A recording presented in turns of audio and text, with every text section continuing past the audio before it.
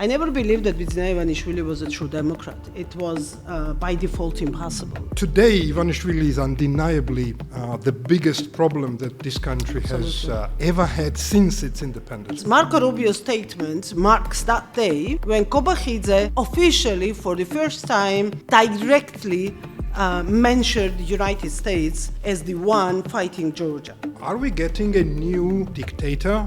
This baby-faced with a fake haircut from the 1970s. Rukhadze is gone, Liluashvili is gone, Wacho's gone now. Of course, Bidzina is technically gone. Anaklia going to Chinese is kind of closing the door in front of everybody. Isn't it hard for these two gigantic figures of this law profession and politics to live under one roof? I mean, do you have enough space, guys, for your egos?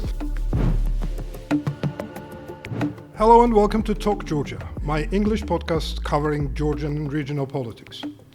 Talk Georgia is brought to you by Droeba Media Group, a trusted source of high-quality news and analytical media content, and Civic, a think tank providing political analysis of Georgia and wider Black Sea region, also academic and practical training for postgraduate students and mid-career professionals. To dive into the developments that shape politics in and around this country, today we are joined by Mrs. Tinatin Khidasheli, who heads Georgian think tank Civic Idea, which is fighting Soviet legacy in Georgia, confronting Russian propaganda, and advocating for sound defense and security policy for Georgia. Also, as far as I know, this is one of the very few organizations in this country that studies Chinese influence in the region and beyond, and what Beijing does and what leverages that it uses to exert this influence in some countries, like Georgia, for example. Tina is a visiting professor at the Caucasus University, JIPA, Ilia State University, teaching hybrid warfare and defense policy, as well as running anti-corruption classes at a master's level. Mrs. Khidasheli served as the first and by far the only female Secretary of Defense of Georgia. She was a member of parliament and chaired the Parliamentary Committee for European Integration. She was a member of Tbilisi City Council. She is founder and was the chair of the Georgian Young Lawyers Association, the oldest and largest human rights advocacy group in the entire post-Soviet space. Mrs. Khidasheli read international law at the Tbilisi State University and political science at Central European University. She spent a year at the Washington College of Law and was selected as a Yale Weld Fellow.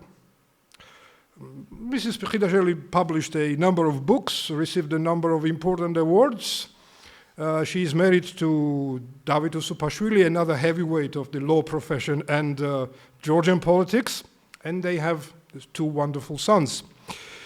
Secretary Khidasheli, welcome to my show.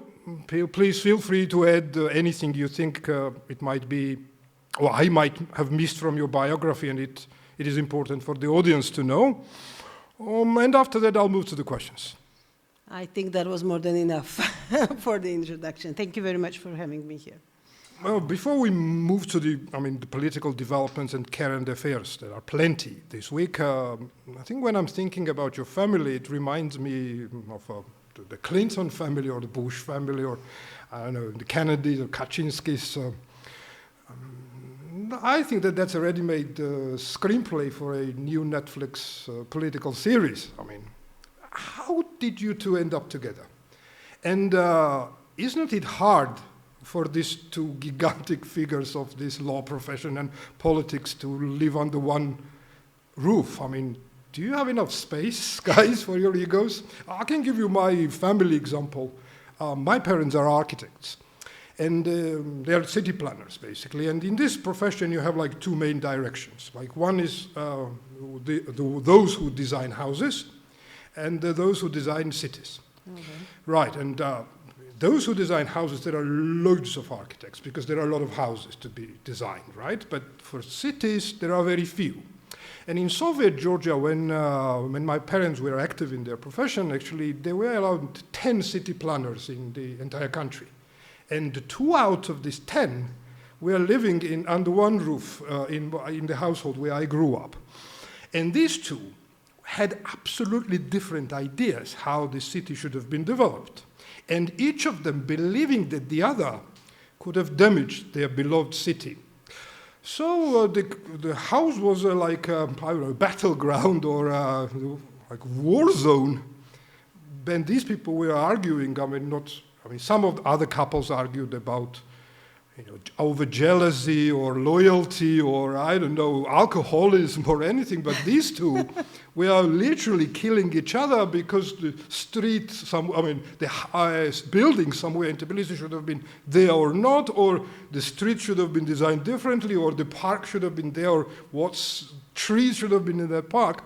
So do you have the same problem? Right. Well, and also, there is a lot of kind of stories going on. Who made who? Well, this is something like, so people say that, okay, David made Tina. Or some say that that's the other way around, because Tina is so energetic and, she was always pushing his husband. Okay, how did it work?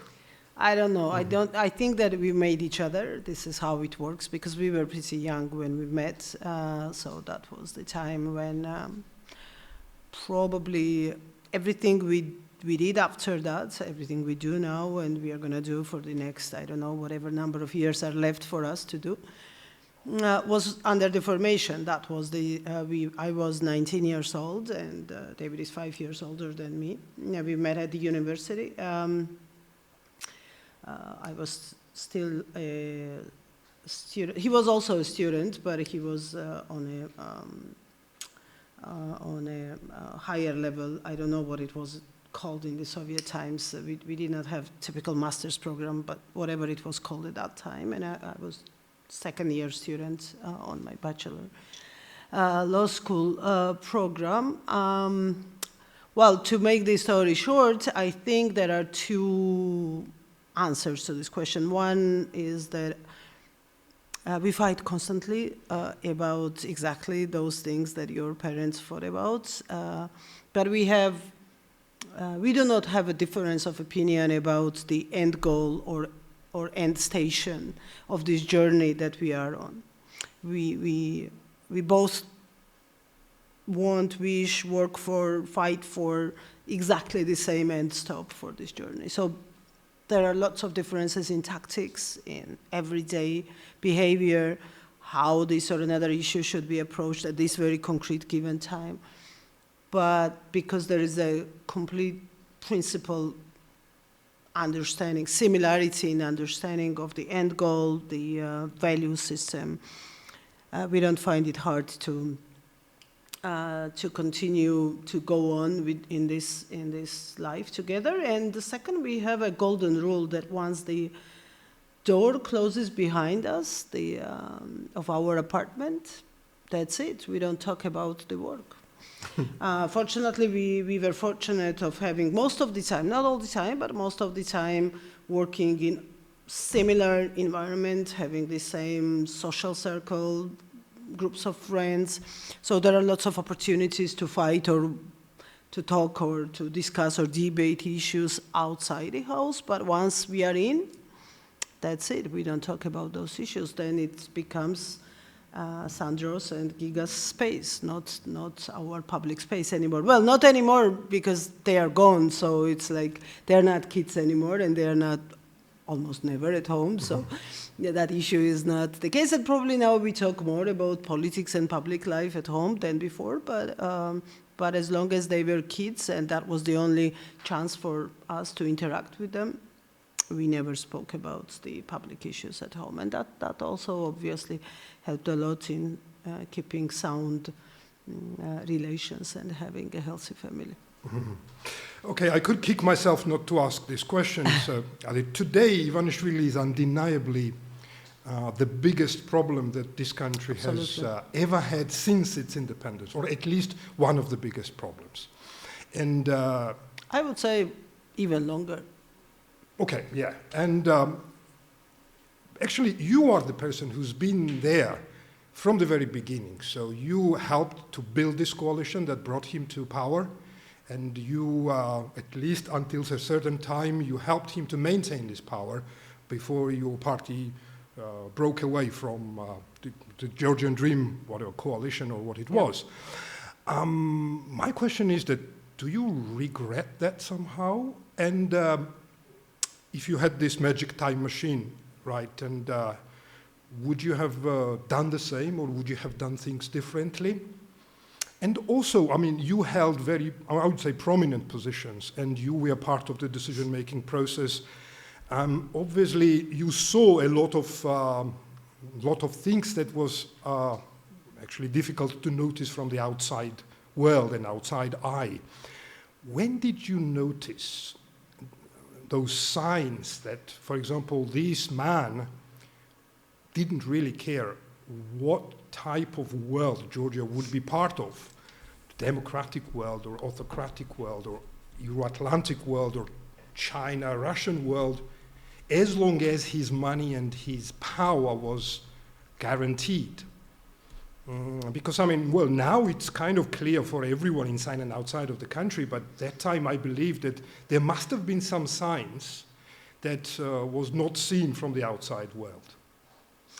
Well, first of all, about the regrets, I can regret or not regret whatever as a human being, but it does not really matter, because politics is not about my personal emotional standing on one issue or another.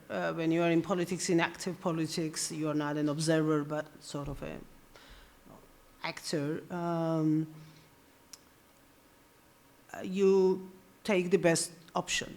Unfortunately, politics is not the field or activity, space of activity where you just go by your preferences. We choose who we live with and who we want to spend the rest of our life with, but it's not necessarily the rule in politics, right? To answer directly to your question, if there was a time machine, no, because if there was a time machine that takes us back to 2012, under the same circumstances, there were not that many options, because I strongly believe, and I know that some people disagree with me in Georgia, as well as some people disagree that Bidzina Ivanishvili is the biggest problem this country ever had, right? Everybody has its own followers.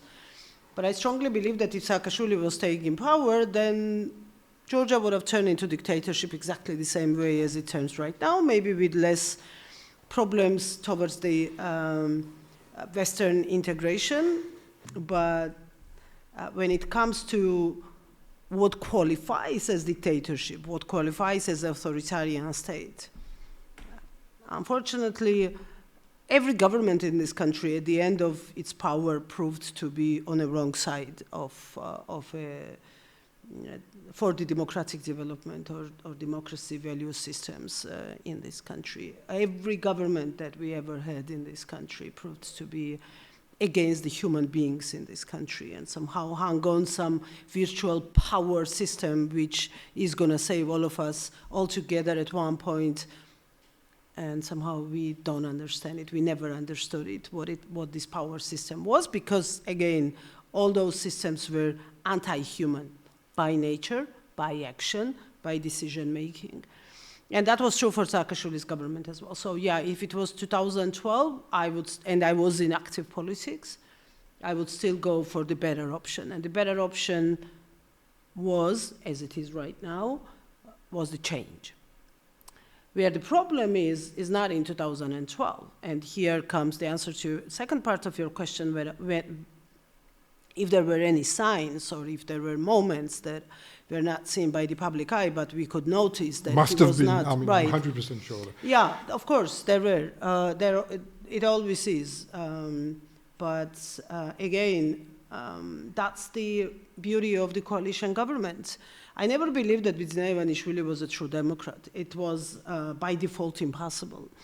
How someone who was of an age he was, grown up in the Soviet system, part of the Soviet system, and not only in general terms, but also lived in Russia, studied in Russia, graduated in Russia, earned his money in Russia in the worst time possible when the rules were like wild rules out on the streets, and you were becoming wealthy only out of, not necessarily out of the most ethical business behavior like we know in the free market societies, right?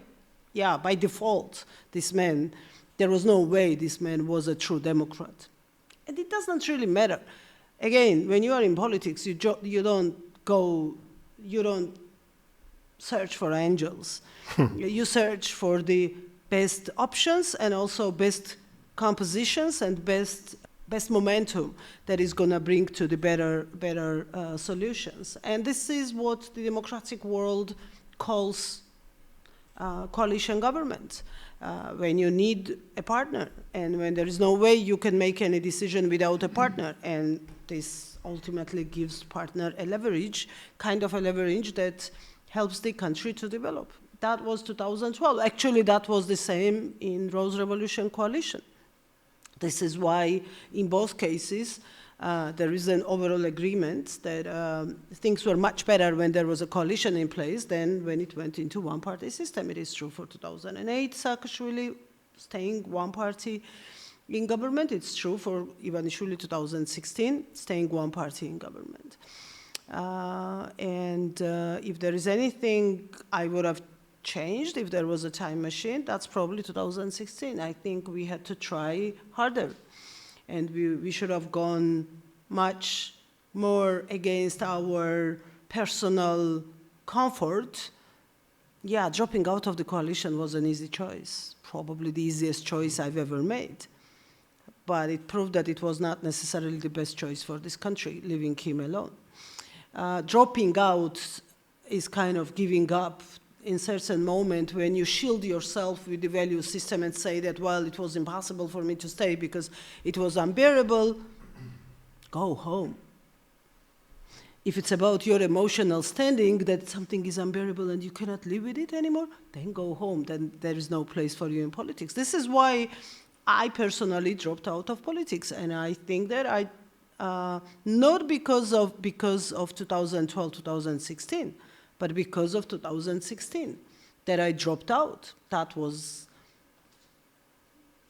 very right decision for me personally as a human being. It brought lots of comfort to me, but it was not right because leaving them alone is what brought us here.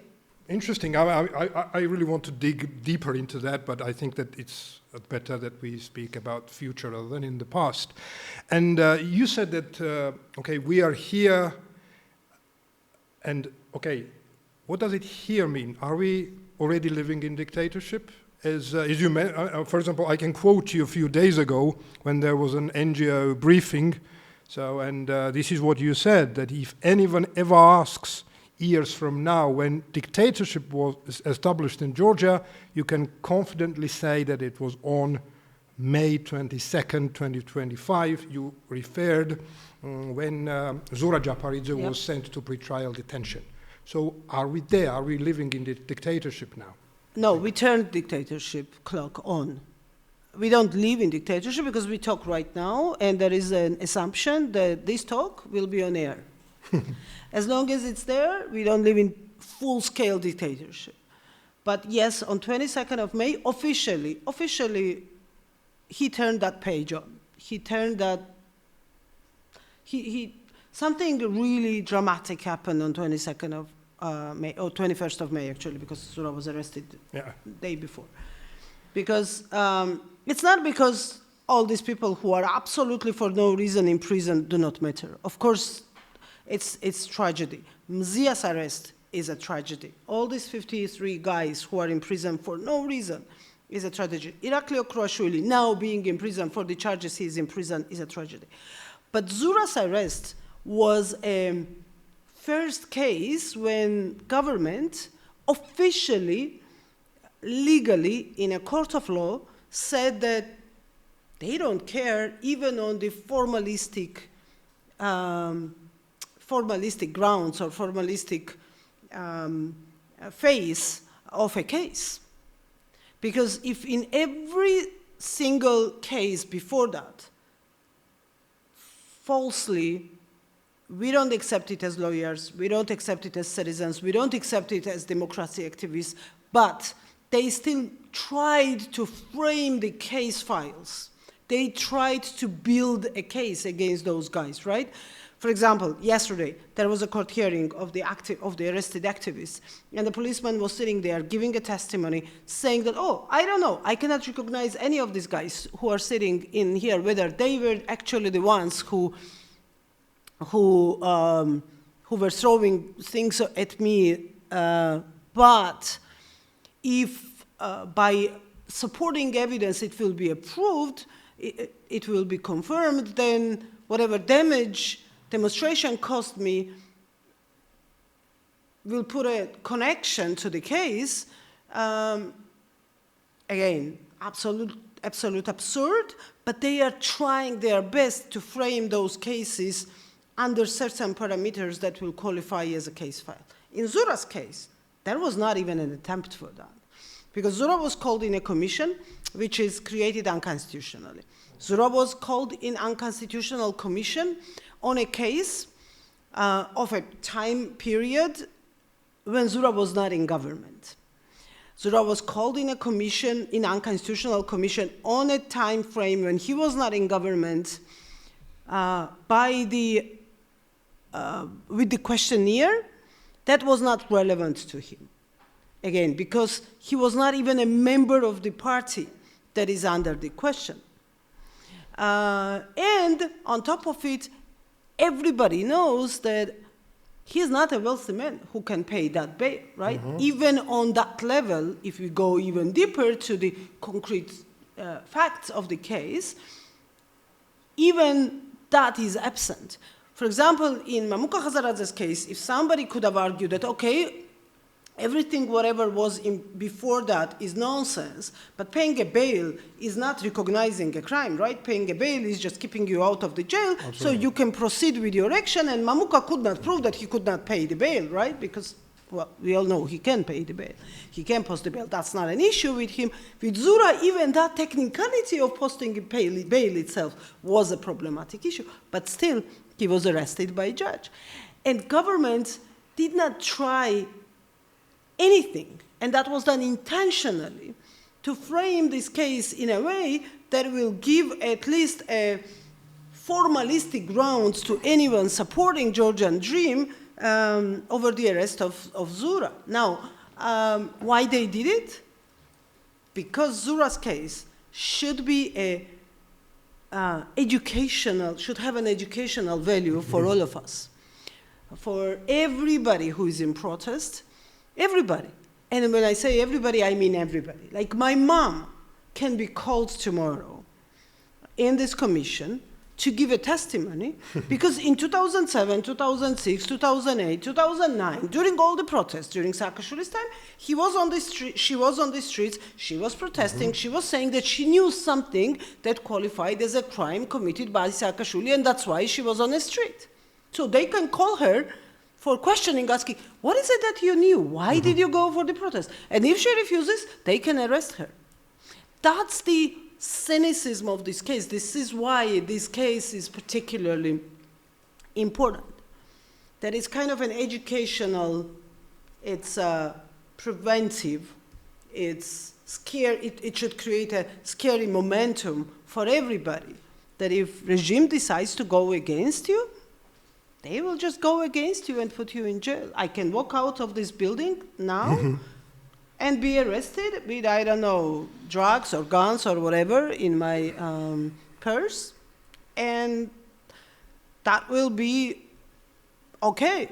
Okay, let's move to the current affairs. Something, today I think it became clear that the longest-serving interior minister in Georgian Dream government, Mr. Gomelauri, stepped down. Of course, it was predicted 2-3 weeks ago. The Formula TV basically reported on that, and also other critically minded TVs, that Gomelauri would step down. Do you see it as the chain of the reshuffle that basically has been going on in GD for the last few months? Let's say Okay, Liluashvili, who was the head of State Security Service, stepped down. Now Gomelauri stepped down, and he will be replaced by Georgiadze, who I don't know. I mean, he was a deputy minister in different ministries, but he's a nobody in terms of his connection with Bidzina, for example. And these two people are important people because they were the closest allies of Ivanishvili. And the people who were not friends, obviously, but his long servants. But the question that I want to ask is that is Bidzina getting retired?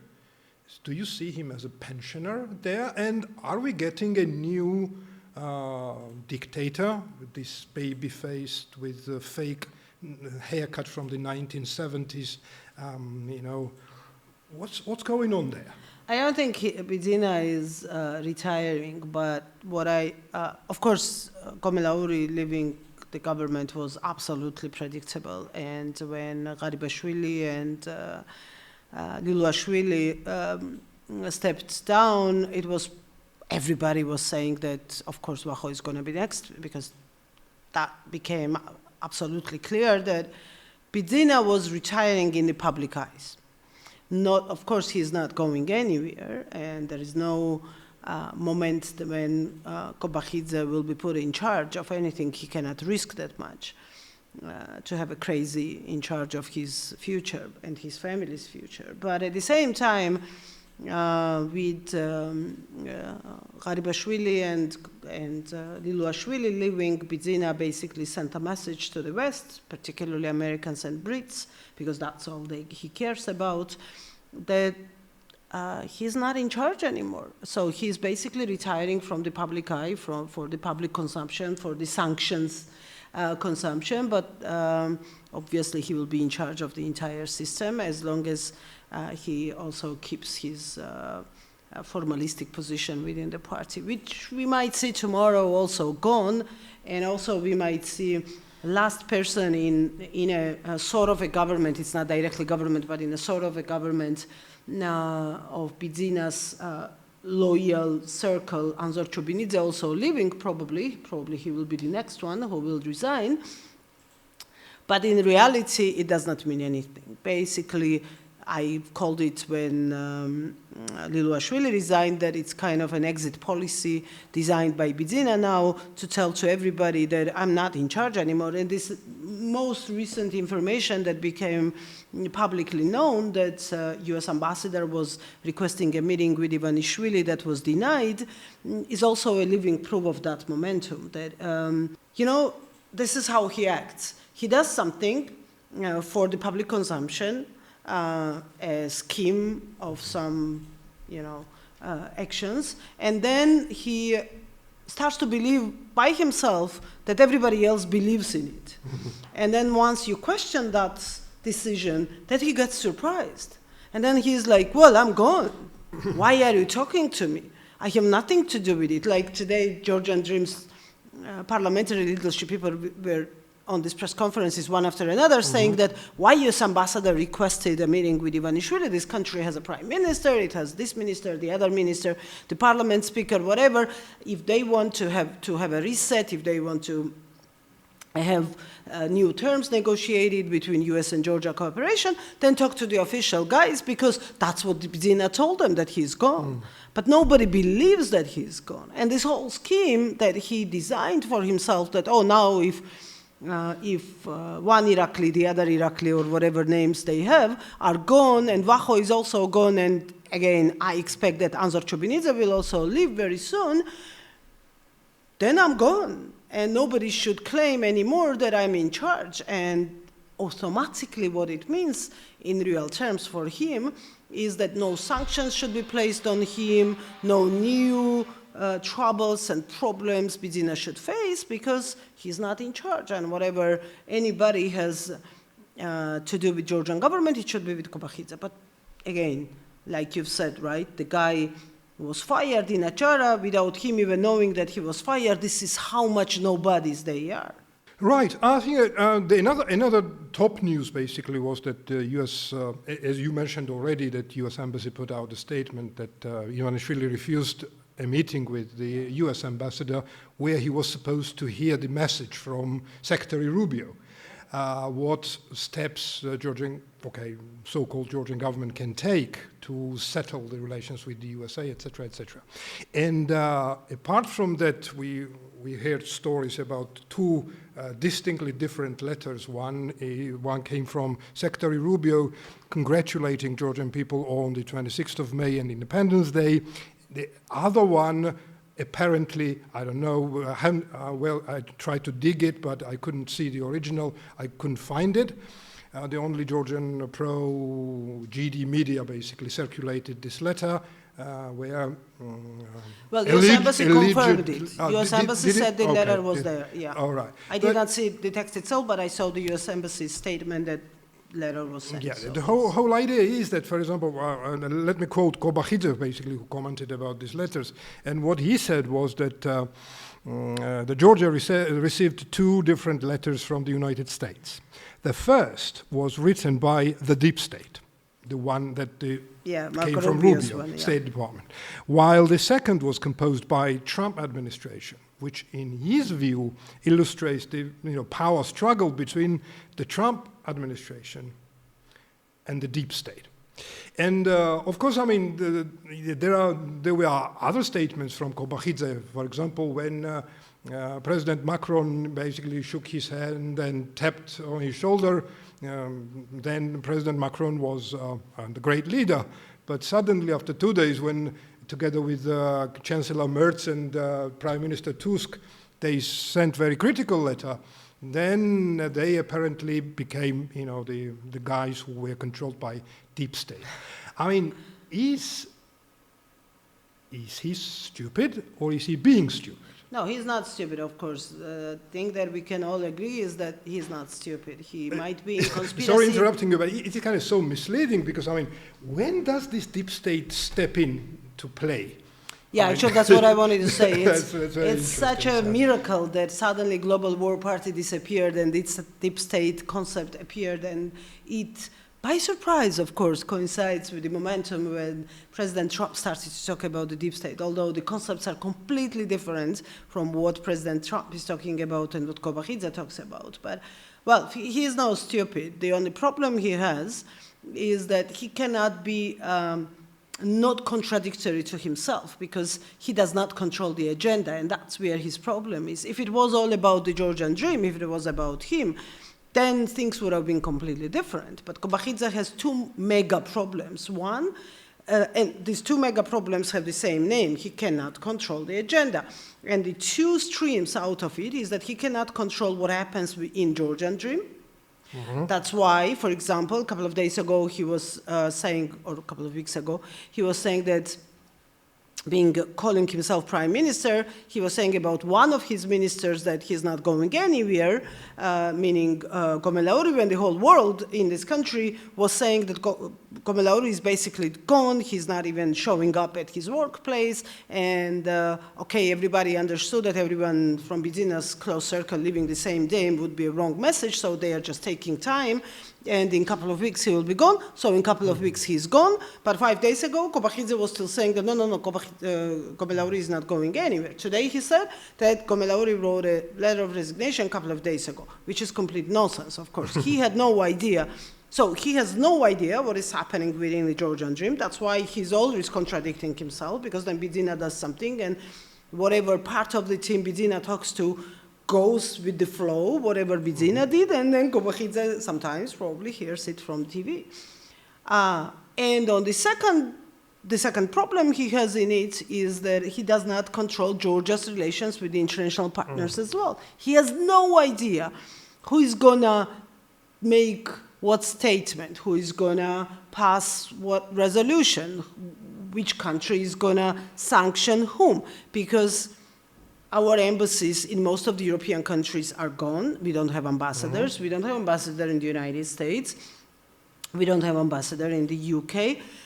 Ministry of Foreign Affairs lacks professionalism because they basically are firing every day people who were running this ministry. The same is true for the Ministry of Defense, which is not a foreign relations agency, but we know because of Georgia's NATO and all the cooperation agreements with the Western partners, Ministry of Defense is a very important player on foreign relations as well in this country. So they basically took most of the people who dealt with international affairs, with the EU, with NATO, with, on bilateral level, from both ministries.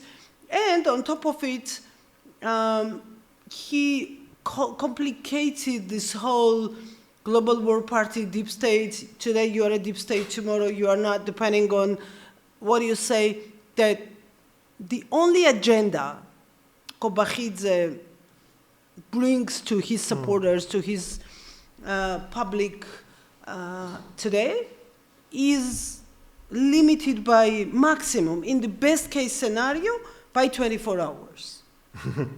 He has no idea what's going to happen after those 24 hours. For example, when on to 22nd of May, as it was at the US Embassy statement, Ivanishvili was offered a meeting, and meeting did not happen. Of course, they did not know that Marco Rubio's response be what it was. Basically ignoring that there is a sitting government in Tbilisi, congratulating Georgian people with Independence Day, and congratulating Georgian people with the high level of resistance and high level of resilience that was shown during this protest and in defense and in protection of the freedoms and European future of this country, right? He had no idea that that statement would follow. And then they went against Marco Rubio and against the United States, actually for the first time openly. Because Marco Rubio's statement marks that day when Rukhadze officially, for the first time, directly mentioned the United States as the one fighting Georgia, as the part of deep state, as the one fighting Georgia's sovereignty. And the next morning, this Giorgi letter showed up, and they've got completely lost, because then whatever they said night before wouldn't make sense. Did not really sound proper anymore, because next morning they've got a chance to say that, you see, that's what we were talking about. President Trump congratulated Giorgi. We are on a right path. And then once they've started and they rose this mark so high all day yesterday, praising President Trump and saying that that's what we were talking about, that's not the deep state, that's the US we want to have relations with. Today, US Embassy put out the statement about the meeting and refusal, and about basically Georgian government saying no to the reset and conditionalities coming from the US for the democracy. And he is lost. I mean, he's also human, right? We don't believe sometimes that he is human. We think he's robot, but in reality he is human, and he cannot. His major problem is that he has no idea what's going on in this country, around this country, about this country, and he basically chose this path to live from statement to statement, with the hope that his supporters will eat it up without questioning. But now, the problem with Gomelauri's departure that they face, and I hope that will get deeper. Before coming here, I was scrolling on several pages of GD hardline, very hardline GD supporters, like for all this time, for 12 years, the people who've been standing with them, fighting against all of us, for them and all of that, shaming us, blaming us and all of that. There is a crack you can very clearly see, because the major question now for them is, hey guys, who are we fighting for? Nobody is left. Nobody. The only guy who is left now is Rukhadze. He is the only man who is left out of those guys they fought together with against Saakashvili, and one after another, including today's appointment of a Minister of Interior. Yeah. And also Giorgi is gone, kind of. Right. Giorgi is gone, Liluashvili is gone, Wacho's gone now. Of course, Bidzina is technically gone. The entire parliamentary group is gone. I mean, there is nobody left in parliament who was from the first squad of the Georgian trip. The only guy who is the city mayor, who does not really have such an important position in a country, right? He's just, Tbilisi is an important city, but it's still one city and its mayor, which is up for the elections in a city that they've lost consecutively for 3 times now. And this crack is probably our hope. That's the mistake Bidzina made, and that's the mistake we were all waiting for. That will, for the first time, bring lots of questions and lots of skepticism and lots of disillusions in his core support. Okay, I can't let you out before without asking about Georgia-China strategic partnership, because again, very few people talk about this, and this is an incredibly important issue. What does it mean in political and practical terms? Because I read through the document basically, and I don't really understand properly what Georgia is to get from there, or what China is to get from there. So, I mean, to me, it looks like just a piece of paper, I don't know, just invented to show the United States and the West that, guys, we have an alternative, right? And if you don't accept our terms, if you don't accept Georgia as an autocracy, then, so we kind of turn our back to you and we'll move to China, etc., etc., etc. Because, I mean, if it was not about trading with China, I think you can trade with China without any this kind of strategic partnership charter. And as far as I remember, I think it's 7 years ago or something, that Georgia basically signed a deal with China with free trade. I still don't understand what Georgia was getting out of that, but it's another story. And another side of it is that, for example, a lot of Georgians are kind of neutrally looking at China, because we never have this history of fighting China. China is not scary. China, I mean, that's okay. But I think a few people know that what Chinese policies around the world, what Beijing is doing in Southeast Asia or in Africa or in South America, even in Europe, some of the new Europe and Western Balkans, when they use this economic, business, corruption leverage to exert their power on those countries. And then they are bogged, basically, and it's very difficult to come out of this situation.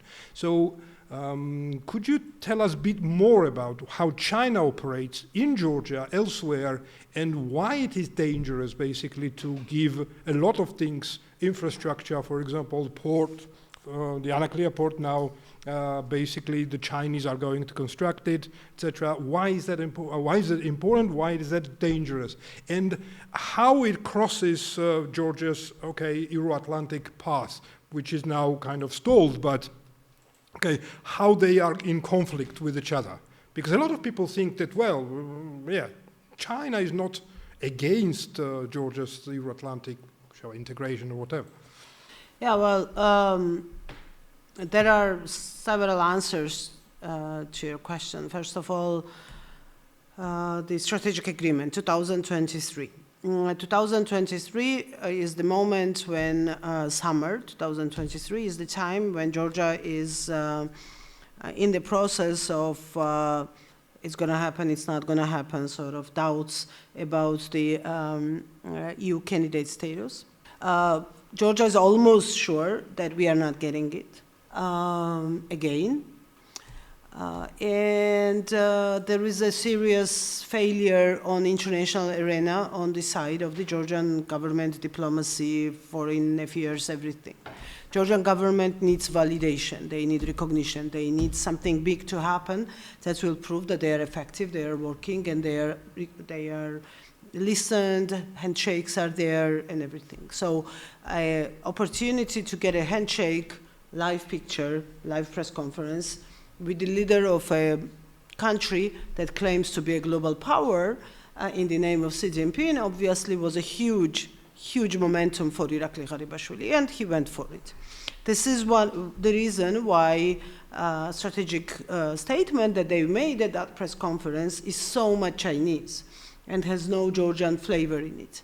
This is why nobody in Georgian government questioned anything that is written in that document, because the only thing they cared about was a picture opportunity, press conference opportunity with the Xi Jinping that they would use, and then that's what we saw for 6 months. Georgian propaganda media talking about it, using it as an example of a recognition, again, of the validation of their policies. Georgia being an important player internationally because, look, a leader of this huge power, one of the largest states in the world, had a press conference with a prime minister of such a small and unimportant country like Georgia. And if we are not important, if we don't matter, why he would do that? So it ultimately proved that our foreign policy is working and it's effective. Now, what we are getting, we did not get anything out of it except for, again, a short time, momentum, fame moment for Garibashvili and his government. But what Chinese got from it, yeah, okay, it's not a big deal as well, because again, Georgia is a small country. We are not rich by resources like, I don't know, some African countries where China is ready to do anything it takes to have mining licenses or, you know. But at the same time, there is a notion of strategic geography, which is sometimes even more important than the resource-rich countries are. And Georgia does have that strategic geography. The strategic geography sometimes becomes very important, sometimes not that important, depending on how your neighbors behave, what are the relations between them, right? For example, the Northern Corridor was working for years. Nobody even questioned it. Nobody was talking about it. As long as Russia was there, it was not democratic, it was not okay, but I mean, there was a trade with Russia, there were economic ties with Russia, economic cooperation with Russia, Russian roads were used for the trade. Nobody ever cared, nobody ever asked questions about it. But once Russia brutally invaded Ukraine and all the sanctions started, all the freezing of the cooperation started, then the question was there, okay, what's next for the trade? What's next for the strategic geography? Where do we go? And then there is Russia and there is Iran and there is something in between that can be used for these purposes. And Georgia is always there. This is how Baku-Tbilisi-Ceyhan was born one day. This is how gas pipeline was put on our ground, and this is why Middle Corridor idea was born. So for China, using the momentum of illegitimate government, unpopular government in Tbilisi who'd agree on anything in exchange of just a picture opportunity, and I'm not exaggerating, unfortunately, this is how bad the whole thing was a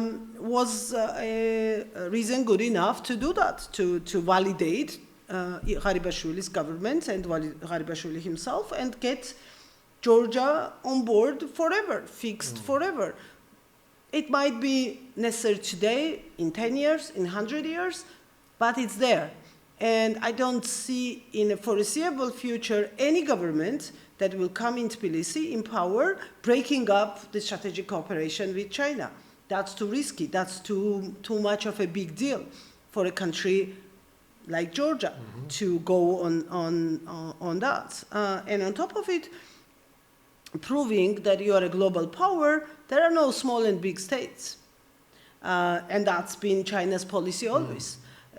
It does not, UN does not count votes by small and big states. Everybody has one vote. And in that document, there is an article which says that on foreign policy issues and at the multilateral organizations, Georgia will consult with People's Republic of China before taking any decision. And don't forget that this is Georgia, which at the same time claims to become part of the European Union, but in that bilateral treaty, they said that, no, it's not the European Union or NATO or strategic partner in the United States, but it's going to be People's Republic of China. We will consult before taking a vote in multilateral organizations. This is another reason why this treaty mattered for China. I can talk endlessly about the concrete projects, concrete troubles, problems they create on all these infrastructure programs, but it's a long talk for probably another time. But one thing that we all need to remember is that regardless of what we see on the highways and tunnels and bridges of Georgia, regardless of how many Chinese language written signs there are. There is no single cent of Chinese money spent in Georgia. There is no single investment in those infrastructure projects made by China. This is our money. We are these corrupt, internationally infamous Chinese companies, show up, win unconditionally all contracts because of Garibashvili's decision at one point, because of the elite capture by Chinese government here, which is at place, and build whatever they build when we don't even know how safe we are. Unfortunately, that's going to last for a long time. This is the damage that we will face for lots of years to come, regardless of regime change or whatever government we will have here sitting in Tbilisi. The only thing that we can still save is Anaklia. Because in Anaklia, nothing is done and deal is not there yet. So in Anaklia, today actually, it's 28, right, today? Today is exactly 1 year after GD announced giving the contract for Anaklia to Chinese company, but it never happened. It's not signed, there is no legally binding document or anything yet, and hopefully, together with our international partners, we will manage to stop it from happening, because if it happens, then there is very little Georgia still can offer from that strategic geography why Georgia always mattered to our international partners in the West. Because Anaklia going to Chinese is kind of closing the door in front of everybody, in front of Americans, in front of the European Union, UK, or anyone this country ever cared about. So we do lots of publications. If anybody, I have brought copies of some of the recent reports with me, but on our website at civicidea.g you can find all those documents or reports about the corrupt deals, geopolitical problems it causes, the economic trap and financial trap it brings countries to, and of course the political inconsistencies with membership into European Union or NATO if we continue the way we deal with China right now. Thank you, Secretary Khidasheli, for your time. Thanks for watching us. Thanks for listening to us. Please like us, subscribe to us, and I'll see you next week.